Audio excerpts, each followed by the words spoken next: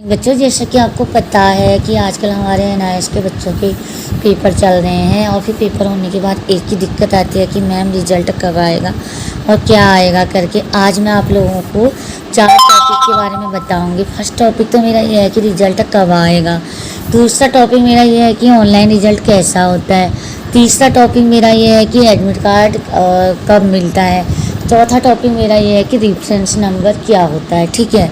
और उसमें जो भी टॉपिक होंगे वो मैं आप लोगों को डिटेल बता दूंगी, ठीक है। पहले टॉपिक में मैं आप लोगों से बात कर लेती हूँ। पहला टॉपिक मेरा ये है कि जैसे बच्चों के आजकल पेपर चल रहे हैं। बच्चों, आप लोगों के पेपर चल रहे हैं। पेपर के टाइम मैंने आपको बता दिया कितने बजे जाना है। 1:30 पे जाना है, 2:30 से आप लोगों के पेपर हैं। और स्टडी सेंटर में आपको क्या, एग्जाम सेंटर में आपको क्या क्या ले जाना है। हॉल टिकट, आधार कार्ड और आई कार्ड, ये चीज़ें ले जानी है। पेन पेंसिल हो गया, ठीक है। और पेपर देते समय आप लोगों को पहले पेपर को पढ़ लेना है, उसके बाद पेपर देना है। और हमारी कोई गारंटी नहीं होती है। जो आपसे ये बोलते हैं कि आप हमें पास करा दो, तो हम ये काम नहीं करते, ऐसा वाला नहीं करते, हमारा लीगल होता है। नंबर 1 बात ये हो गई। अब इसी टॉपिक में मैं आप लोग को ये बात बता रही हूँ, जब हमारे बच्चों का पेपर हो जाता है उसके बाद 45 डेज 45 दिन के बाद मान के चलो जनवरी तक आपका रिजल्ट आएगा, ठीक है। जो ऑनलाइन रिजल्ट आउट हो जाता है तो वो ऐसा होता है, ये मैं आप लोगों को रोज़ बताती हूँ, ठीक है। ये होता है आपका ओरिजिनल वाला, ऑनलाइन वाला रिजल्ट।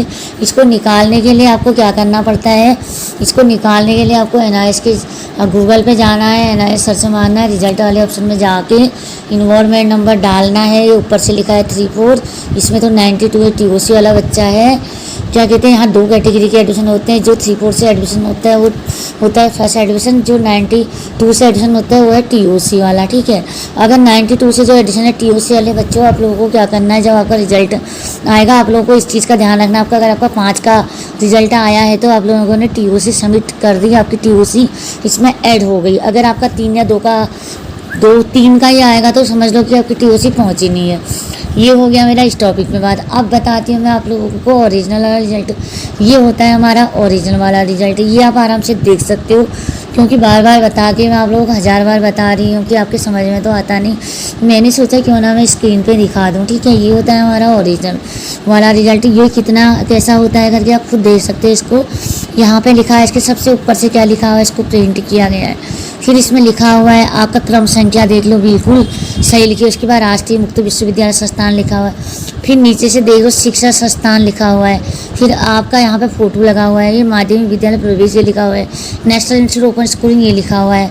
ये आपके इसमें जो तालिका बना रखी है, इसमें आपके सब्जेक्ट नाम, वो या आपकी मदर नेम, फादर नेम, आपका नाम, आपका रोल नंबर सारा इसमें दिया है। ये आपका जो है, और इसमें लास्ट में जो स्कोर दे रखा है वो भी दे रखा है, परिणाम पास दे रखा है। ये होता है आपका ओरिजिनल वाला रिजल्ट। ऐसा ही होना चाहिए, ठीक है। आजकल लोग फ्रॉड फेक कर रहे हैं कि बाहर से ऐसा ही दिखा देते हैं, अंदर से गूगल में किसी और बच्चे का होता है। इसलिए आप लोगों को पहले ही बता देती हूँ, जो ओरिजिनल रिजल्ट होता है वो ऐसा होता है, ठीक है। ये हो गया मेरा आपका दूसरा टॉपिक। ये कहाँ मिलता है इसको भी बता देती हूँ। ये मिलेगा आपका जहाँ आपने प्रैक्टिकल दिए हैं, उसको बोलते हैं स्टडी सेंटर। वो ये रिजल्ट आपका वहाँ मिलेगा आपको। जब आपका रिजल्ट जब आपका आउट हो जाता है उसके बाद ये रिजल्ट आता है 1 से 2 महीने में, तो वहाँ आपको अपना एडमिट कार्ड लेके जाना है और ये रिजल्ट लेके आना है। ये हो गए मेरे 2 टॉपिक के बारे में बात, ठीक है। अब मैं आपको अपना तीसरा टॉपिक बता रही। तीसरा टॉपिक जो है सबसे मेन होता है। तीसरा टॉपिक जो सबसे मेन है वो क्या होता है, जब हम फॉर्म भरते हैं उसके बाद आप लोगों को रिकॉर्ड देते हैं, वो होता है रेफरेंस नंबर। ये देखो, ये रेफरेंस नंबर कौन सा स्ट्रीम का है, यहाँ पे ये भी लिखा है। ये जो एडमिशन हुआ है स्ट्रीम 1 ब्लॉक 2 इसका है, और नीचे आपका रेफरेंस नंबर दिया है। ये आपका फॉर्म भरा हुआ प्रूफ होता है कि आपका फॉर्म एनआईएस में भर दिया गया है। अब उसके बाद क्या होता है, जब ये कंफर्म हो जाता है, कंफर्म होने के बाद आप लोगों का एडमिट कार्ड आता है, इसको बोलते हैं आई कार्ड। ये होता है मेन, ये आई कार्ड। ये इसमें आपका स्टडी सेंटर का नाम भी लिखा है। आपने आराम से देख सकते हो, ब्लू कलर की पट्टी में आपका स्टडी सेंटर का नाम लिखा है। एक बार जूम करके दिखा दे रही हूँ। सबसे ऊपर से नाम लिखा है, उसके बाद आपका इन्वॉल्वमेंट नंबर लिखा है, फिर आपका नाम लिखा है, फिर आपके फादर का नाम लिखा है, और यहाँ पे आपकी फ़ोटो टंगी हुई है, और यहाँ पे आपके सब्जेक्ट कोड लिखे हुए हैं, यहाँ पे आपका एड्रेस लिखा हुआ है, और यहाँ पे आपके स्टडी सेंटर का नाम लिखा हुआ है। अब तो आपके समझ में आराम से आ गया। ये 4 टॉपिक के बारे में मैंने जो मेन थे वो बता दिया। अब मैं आप लोगों को ये बता देती हूँ जो मेरा टॉपिक है वो ये है, क्योंकि बहुत सारे बच्चों की मैंने देखा कि इतने बड़े बड़े पेरेंट्स मुझसे कॉल करके बोलते हैं कि मैडम आप हमारा फॉर्म भर दो, और ऐसा वाला कुछ नहीं होता है जिसमें हमारा भाई पेपर दे दे, हमारी बहन पेपर दे दे या बिगर पेपर दिए हो जाए। तो मैं आप लोगों से बोल रही हूँ कि ऐसा हम लोग करते नहीं, ऐसा होता नहीं है। अगर जो लोग ऐसा करते हैं तो वो गलत है, वो वैलिड नहीं होता है, इनवैलिड होता है। इसमें आप लोगों को दिक्कत हो जाएगी, क्योंकि वो रिज़ल्ट ऐसा होता है कि जब आपकी जॉब लग जाएगी, जॉब लगने के बाद आपका सिलेक्शन हो जाएगा, कुछ महीने तक आप कुछ सारा था जॉब करते हो, उसके बाद जब वहाँ पे डॉक्यूमेंट की जांच होती है तो उसमें पता चलता है कि यार ये फर्जी है करके। इसीलिए कह रहे हैं कि बाद में ये प्रॉब्लम ना आए, इसलिए आप लोगों को ऐसी जगह से फॉर्म नहीं बनना है जहाँ से आपको ये बोला जाता है 35,000, 40,000, 50,000 देखिए हम आपका रिजल्ट बना देंगे। ये गलत है, तो मैं आप लोगों को पहले ही बोल रही हूँ गलत है, ठीक है। क्योंकि ऐसा होता है, आपने देखा होगा कि जो लोग सच्ची बातें सही सही चीज़ें बताते हैं, लोग उनको इग्नोर मारते हैं। जो 2 नंबर का काम करते हैं लोग उन्हीं के पास जाते हैं।